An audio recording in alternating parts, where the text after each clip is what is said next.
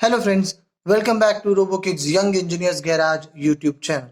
हमने हमारी पिछले वीडियो में देखा था कि एक डीसी गियर मोटर को हमारी आर नैनो ब्रिक से किस तरीके से कंट्रोल किया जा सकता है। इसके लिए हमने एम ब्लॉक सॉफ्टवेयर का इस्तेमाल किया था।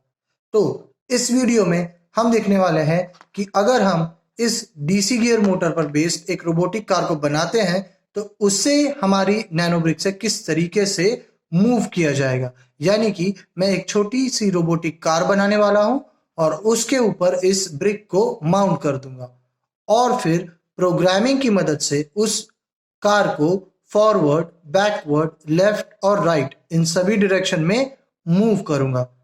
ऐसा प्रोग्राम करने की जरूरत इसलिए है ताकि जब हम आगे किसी एक ऑटोनोमस एप्लीकेशन पर काम करें तो हमें रोबोट किस डायरेक्शन में और कैसे मूव करना है वो पहले से पता हो। तो चलिए फ्रेंड्स, आज का वीडियो शुरू करते हैं और देखते हैं कि एक रोबोटिक कार बनाने के लिए हमें किस तरीके के और कितने स्पेयर्स की जरूरत पड़ने वाली है। तो आइए चलो देखते हैं। तो फ्रेंड्स, ये है वो सारी चीजें जो हमें हमारे रोबोटिक कार बनाने में इस्तेमाल करनी है। जो चीजें मैं आपको अभी दिखा रहा हूँ उन सारी चीजों को मैकेनिकल स्पेयर्स कहते हैं। ये वो पार्ट्स हैं जो रोबोट्स के चैसिस को फॉर्म करेंगे, लेकिन इनमें से किसी भी पार्ट में इलेक्ट्रिसिटी का यूज नहीं होने वाला। तो आइए देखते हैं सभी पार्ट्स को एक एक करके। तो ये है हमारी 7x11 मैट्रिक्स की एक फ्लैट प्लेट। तो ये हमारा होगा बेस जिसके अराउंड हम हमारी कार को कंस्ट्रक्ट करेंगे।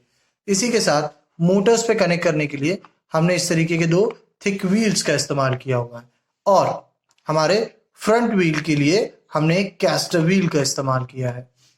अब इन सभी चीजों को जोड़ने के लिए हम स्मॉल साइज के बोल्ट्स का इस्तेमाल करेंगे और साथ ही में नट्स का भी। अब इसके साथ हमें कुछ वॉशर्स की भी जरूरत पड़ेगी जो हमारे बहुत काम में आने वाले हैं। और बोर्ड्स को माउंट करने के लिए हमें इस तरीके के मेटल स्पेसर्स का भी इस्तेमाल करना है। तो ये हमारे पास दो अलग अलग साइज के मेटल स्पेसर है। और हमारी आर नैनो ब्रिक के लिए ये मैंने कुछ एक्रिलिक्स के कटआउट्स रखे हुए हैं जो हमारी आर नैनो ब्रिक को कनेक्ट करेंगे और प्रोटेक्ट करेंगे। तो उसे जोड़ने के लिए ये हमारे पास अलग स्पेसर्स और स्क्रू नट्स का सेट है। तो ये होते हैं हमारे सारे मैकेनिकल स्पेयर्स। आइए देखते हैं इन सभी को ज्वाइन करने के लिए और इन सभी को चलाने के लिए हमें इलेक्ट्रॉनिक स्पेयर्स कौन से लगते हैं। तो चलिए उनके तरफ भी ध्यान देते हैं। तो हमारे मैकेनिकल स्पेयर्स के बाद ये है हमारे इलेक्ट्रॉनिक पार्ट्स जो हमें हमारे कार में इस्तेमाल करने हैं। सबसे पहले हमारा आर नैनो ब्रिक जो कि एक बहुत ही इंपॉर्टेंट इलेक्ट्रॉनिक पार्ट है। उसके बाद सेकेंड मोस्ट इंपॉर्टेंट हमारी डीसी मोटर्स। हमें दो डीसी मोटर्स को इस्तेमाल करना है। ये वाली मोटर, इसे बीओ मोटर भी कहा जाता है। तो अगर आप मार्केट में से परचेस करने जाएं तो इसे बीओ मोटर के नाम से भी परचेस कर सकते हैं। इसके बाद 12 वोल्ट 1 एम्पियर का एक अडेप्टर जिसकी मदद से हम हमारी कार को पावर सप्लाई देंगे और उसे एक एक्सटेंशन केबल की मदद से हमारी कार से जोड़ेंगे ताकि हमारी कार की रेंज थोड़ी और बड़ी हो जाए। तो ये हमारे इलेक्ट्रॉनिक पार्ट्स। तो अब इन सभी को जोड़ने के लिए हमें एक तरीके के टूल की भी जरूरत पड़ती है। वो टूल मैं आपको अभी दिखा देता हूं। तो ये टूल है हमारा एलन की। तो एलन की कुछ इस तरीके की दिखती है। तो जो साइज मैं यूज करने वाला हूं इस एलन की को कहते हैं 2.5 mm एलन की। तो हमें ऐसी एक एलन की लगेगी और ऐसा एक पैनल भी लगेगा। तो ये हमारे टूल्स हैं जिनकी मदद से हम हमारी कार की कंस्ट्रक्शन करेंगे। तो हमने हमारे सारे स्पेयर्स देख लिए हैं और इसी के साथ हमने ये भी देख लिया कि हमें किस तरीके के टूल्स लगने वाले हैं। तो आइए कंस्ट्रक्शन को शुरू करते हैं। स्टेप में हम हमारी एक मोटर को इस 7x11 की प्लेट पर फिक्स करने वाले हैं। बट फिक्स करने से पहले मैं आपको मोटर की पोजीशन और उसके अलाइनमेंट के बारे में बता दूं। अब ये मेरी suppose to be left wheel की मोटर होने वाली है। तो इसे मैंने इस तरीके से रखा है कि ये शाफ्ट लेफ्ट डायरेक्शन में जा रहा है और ये वायर स्ट्रेट जा रही है। अब आप यहाँ देख सकते हैं कि मुझे 3 होल्स यहाँ वेकेंट दिख रहे हैं। मुझे इन 3 होल्स को इस 7x11 की प्लेट की लेफ्ट मोस्ट लाइन पर बॉटम 3 होल से मैच करना है। ये पहला, दूसरा और तीसरा। इन होल्स को यहां मैच करने के बाद अब मैं इस पर पहले और तीसरे होल में एक बोल्ट लगाकर इस मोटर को माउंट कर सकता हूं। तो आइए इस स्टेप को कंप्लीट करते हैं। इसके लिए मैं लेने वाला हूँ एक नॉर्मल बोल्ट और उसके साथ कुछ वॉशर्स। तो मैंने यहाँ पर क्या किया है कि एक बोल्ट है, उसके अंदर मैंने अ सेट ऑफ वॉशर डाल के रखे हुए हैं। ये मेरा एक वॉशर और इसके साथ में एक और वॉशर को डाल देता हूँ। वॉशर इसलिए डालना है कि अगर हम बिना वॉशर के बोल्ट इस्तेमाल करें तो ये बोल्ट सीधे हमारी मोटर के गियर बॉक्स को हिट करते हैं, जिस वजह से मोटर के फंक्शन पर इफेक्ट पड़ता है। तो ये हमारा बोल्ट है, इसे मैंने सोल के साथ मैच किया और अब इसे मैं एक एलन की मदद से टाइट कर दूंगा। तो हमें एलन की क्लॉकवाइज डायरेक्शन में घुमानी है इस तरीके से। तो अब ये हो गया है पहले होल में टाइट। पहले होल के बाद इसी तरीके से मैं एक और बोल्ट को थर्ड होल में फिक्स कर देता हूं। अब ये थर्ड होल के फिक्स होने के बाद हमारी लेफ्ट व्हील की मोटर फिक्स हो जाएगी। इसके बाद मुझे इसी तरीके से राइट हैंड साइड में एक और मोटर लगानी है, जो कि मेरी राइट व्हील की मोटर बनेगी। तो ये है मेरी राइट व्हील की सपोज टू बी मोटर। इसकी प्लेसमेंट में मुझे सेम लेफ्ट व्हील की तरह रखनी है, बट मेरा शाफ्ट राइट साइड से बाहर आना चाहिए। तो मैंने इसको मैच किया बॉटम 3 होल के साथ और अब यहाँ पहले और तीसरे होल में मैं बोल्ट लगाकर इसको फिक्स कर देता हूं।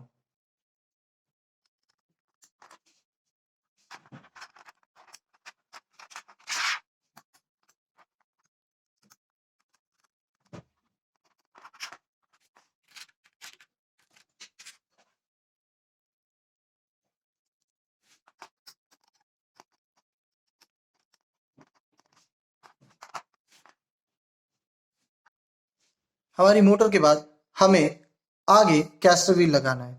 कैस्टर व्हील लगाने से पहले हमें ये दो स्पेसर्स आगे की लाइन में लगाने हैं। तो ये स्पेसर्स मैं लगाने वाला हूँ 1 2 3 4 5वीं लाइन में और उसके बाद 7वीं, यानी कि 5वें और 7वें होल में मुझे एक एक स्पेसर फिक्स करना है। इसलिए मुझे एक बोल्ट को पहले 5th होल में ऊपर से डालना है एंड देन मुझे नीचे से स्पेसर को कनेक्ट कर देना है। इस तरीके से मेरा एक स्पेसर कनेक्ट हो गया।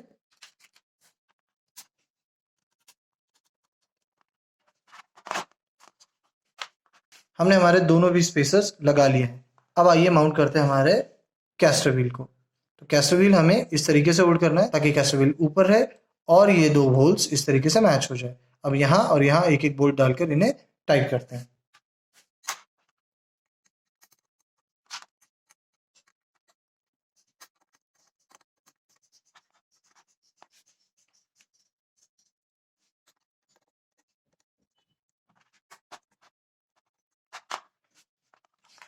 तो गाइज ये लगे हमारा कैस्टर व्हील। अब इसके बाद हमें सिर्फ इस पर व्हील लगाना है और हमारी कार को हमारे नैनो ब्रिक के साथ मैच करना है। तो पहले लगा लेते हैं व्हील्स। तो ये हमारे व्हील्स हैं। इस व्हील के अंदर जो कैविटी है ये हमारे शाफ्ट के डिजाइन से मैच करती है। हमें सिर्फ इसे मैच करना है और प्रेस फिट।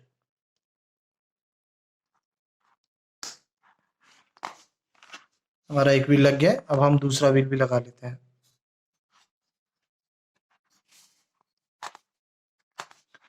हमारी कार ऑलमोस्ट रेडी है। अब हमें सिर्फ इस पर हमारी नैनो ब्रिक को माउंट करना है। माउंट करने के लिए मेरे पास यहाँ 3 स्पेसर्स हैं। अब ये तीनों भी स्पेसर्स को मुझे पहले मेरे इस प्लेट पर लगाना है। अब इसे कैसे लगाएंगे, तो हमें सबसे पहले जो फ्रंट लाइन है यहाँ 1st एंड 11th होल में एक एक स्पेसर को लगाना है। तो इस बार हम इस बोल्ट को नीचे से रखेंगे और ये स्पेसर ऊपर आएगा। तो हमारा पहला स्पेसर लग गया। इसी तरीके से हम बाकी के स्पेसर भी लगा लेते हैं।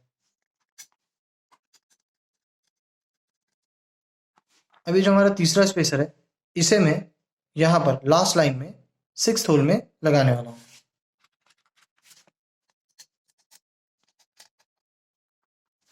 तो ये हो गए हमारे स्पेसर्स। अब आइए देखते हैं हमारे नैनो ब्रिक को किस तरीके से ज्वाइन करना है इस चैसी पर। हमारी कार के बनने के बाद हमें अब इस पर ये एक्रेलिक बेस को लगाना है। अब इस बेस को इस तरीके से होल्ड करना है ताकि इसके आगे के 2 होल्स यहाँ मैच हो और पीछे का बॉटम वाला बीच में। अब इसे मैच करके इसमें इस तरीके के बोर्ड लगाकर हमें इसे फिक्स करना है।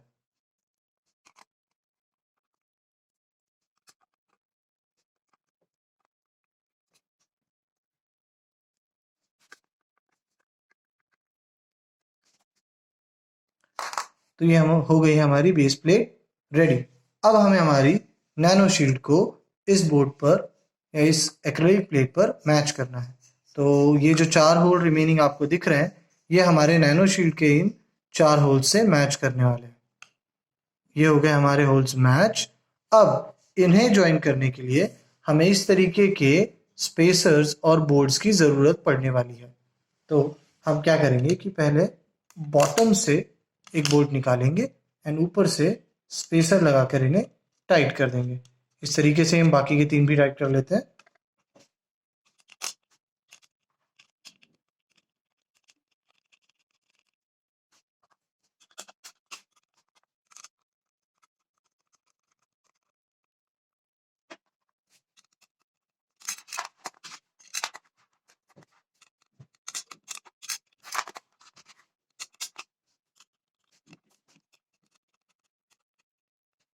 हमारे बोर्ड की माउंटिंग के बाद अब हमें देखना है हमारी मोटर के कनेक्शंस और उसके बाद हमें माउंट करनी है हमारी टॉप एक्रिलिक प्लेट। तो पहले हम हमारी लेफ्ट व्हील की मोटर को लेते हैं। इसे इस तरीके से बोर्ड के नीचे से मैं दूसरी तरफ निकाल लेता हूं और अब मैं पीछे की तरफ मोटर कनेक्टर नंबर 1 पे इस पिन को कनेक्ट कर देता हूं। इसी तरीके से मैं मेरे राइट व्हील की मोटर को भी बोर्ड के नीचे से ही स्लाइड करूंगा एंड मैं अब उसे मोटर कनेक्टर नंबर 2 पर लगा दूंगा। तो ये हमारे वायर कनेक्शंस हो गए। अब हमें हमारी टॉप एक्रेलिक प्लेट को लेना है और इसे मैच करके फिक्स कर देना है हमारे बोर्ड पर। तो ये मैंने इसे मैच कर लिया है और अब होल्स मैच होने के बाद इस पर लगाते हैं बोल्ट्स और करते हैं इसे फिक्स।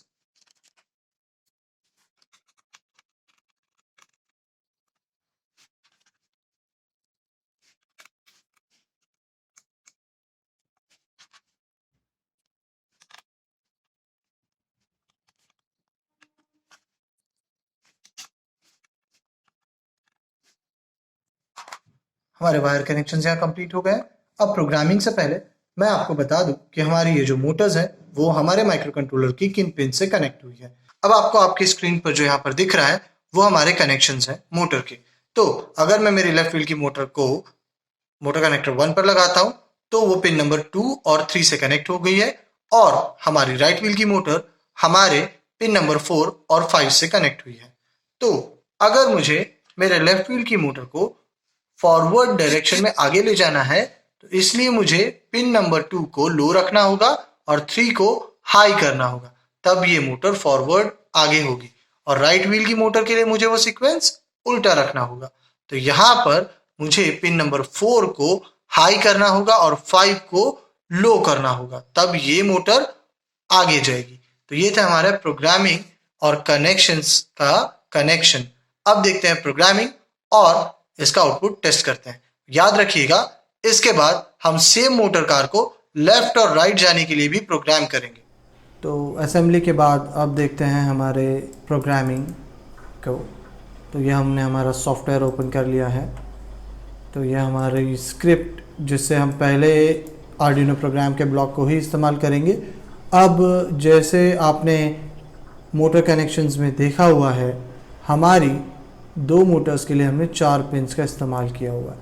तो हमें चारों पिंस को सबसे पहले ब्लॉक के फेज़ में यहाँ पर लेना है। तो ये मेरी 4 पिंस के 4 ब्लॉक है।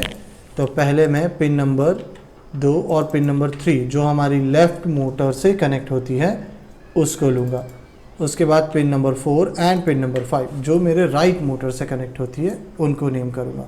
जैसे मैंने आपको पहले बताया था, हमें लेफ़्ट मोटर को फॉरवर्ड ले जाने के लिए पिन नंबर 2 को लो करना ज़रूरी है और 3 को हाई करना ज़रूरी है, और राइट मोटर को आगे ले जाने के लिए 4 को हाई करना ज़रूरी है और 5 को लो करना ज़रूरी है।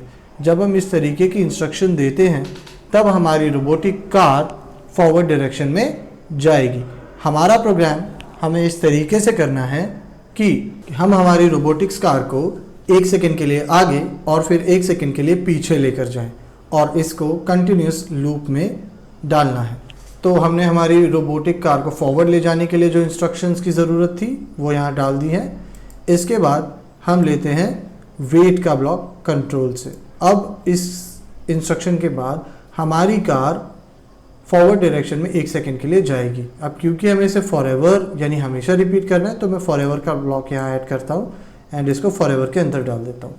अब फॉरवर्ड के बाद मुझे इस रोबोट को बैकवर्ड भी ले जाना है, तो मैं इसी को कॉपी करता हूँ और नीचे पेस्ट कर देता हूँ। अब बैकवर्ड जाने के लिए मुझे सभी सिग्नल्स को इन्वर्ट करना है, यानी जो लो था वो हाई हो जाएगा और जो हाई था वो लो हो जाएगा। तो पिन नंबर 2 हाई हो जाएगी और 3 लो। इससे हमारी मोटर बैकवर्ड डायरेक्शन में आएगी। अब जो पिन पहले लो थी या पहले हाई थी, पिन नंबर 4, वो हो जाएगी अब लो और पिन नंबर 5 हो जाएगी हाई। तो इससे अब मेरा रोबोट फिर से बैकवर्ड डायरेक्शन में आ जाएगा। तो ये हमारा सिंपल सा प्रोग्राम था जिससे हम मोटर को फॉरवर्ड और बैकवर्ड डायरेक्शन में ले जाने वाले हैं। तो इस प्रोग्राम को करते हैं सेव और इस प्रोग्राम का नाम हमें देना है मोटर फॉरवर्ड बैकवर्ड। तो इसे हम सेव कर लेते हैं एंड आइए अब इसे करते हैं अपलोड और देखते हैं इसका आउटपुट। तो मैं पहले मेरे रोबो को कनेक्ट कर लूँ ताकि मैं इस प्रोग्राम को अपलोड कर सकूँ। मैंने कर दिया कनेक्शन।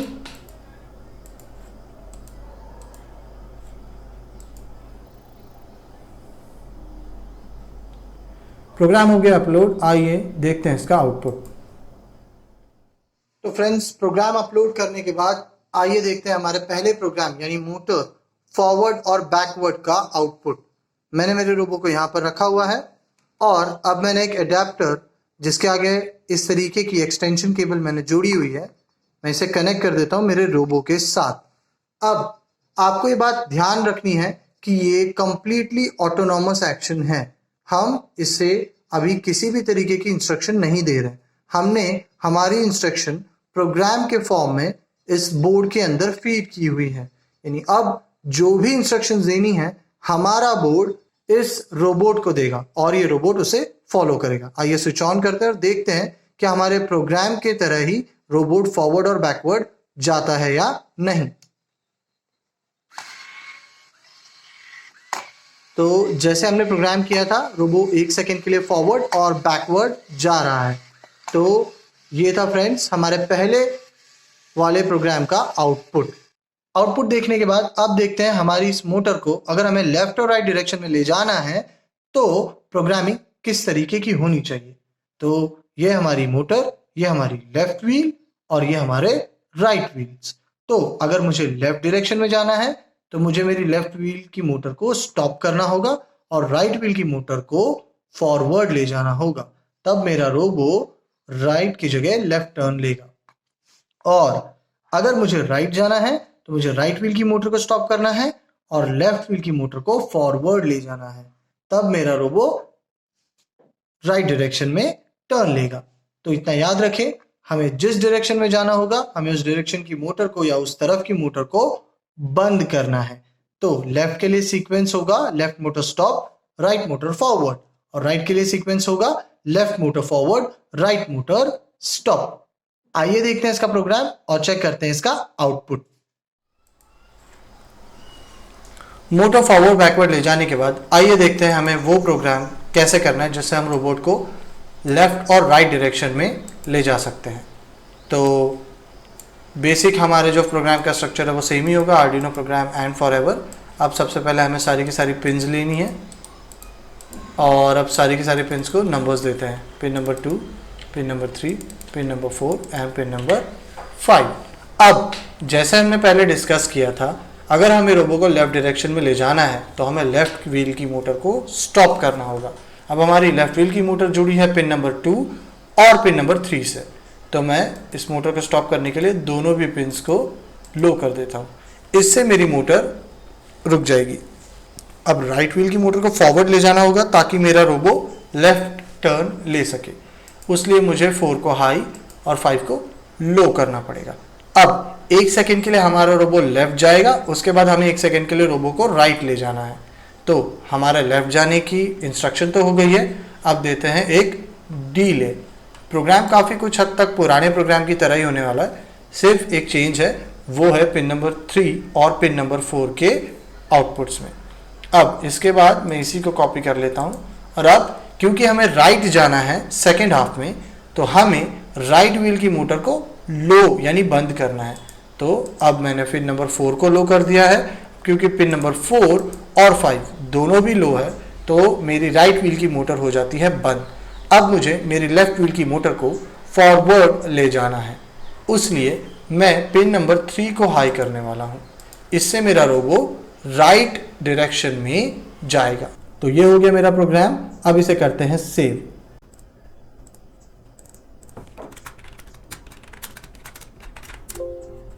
तो मैंने प्रोग्राम को कर लिया है सेव। आइए हमारे बॉट को करते हैं कनेक्ट और अपलोड करके देखते हैं इसका एक आउटपुट।